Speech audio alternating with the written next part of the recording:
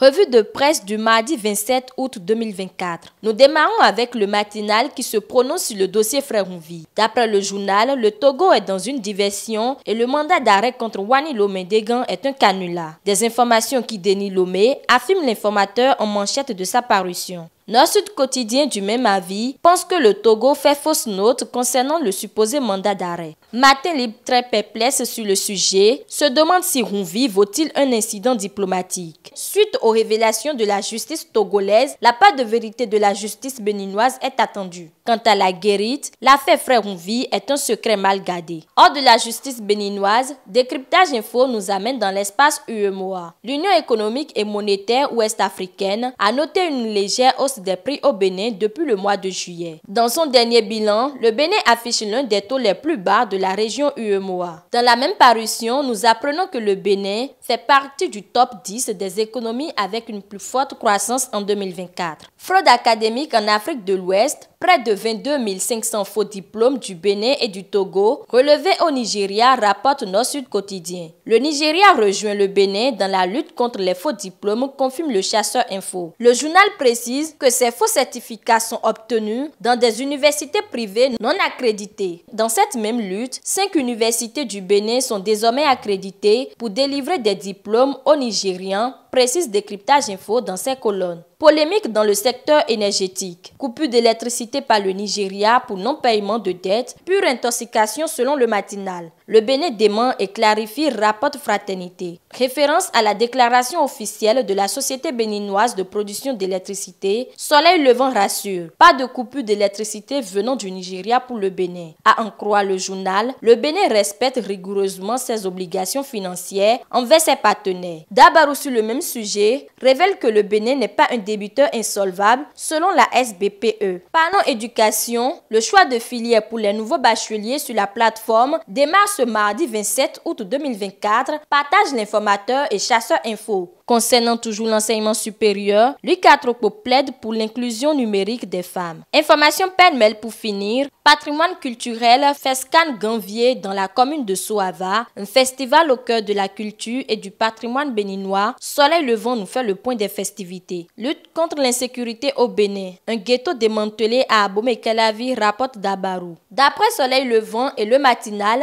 26 personnes sont interpellées par la police. Ici prend fin la revue de presse de ce mardi 27 août 2024. Merci d'être resté des nôtres et retrouvez-nous demain pour de nouvelles informations.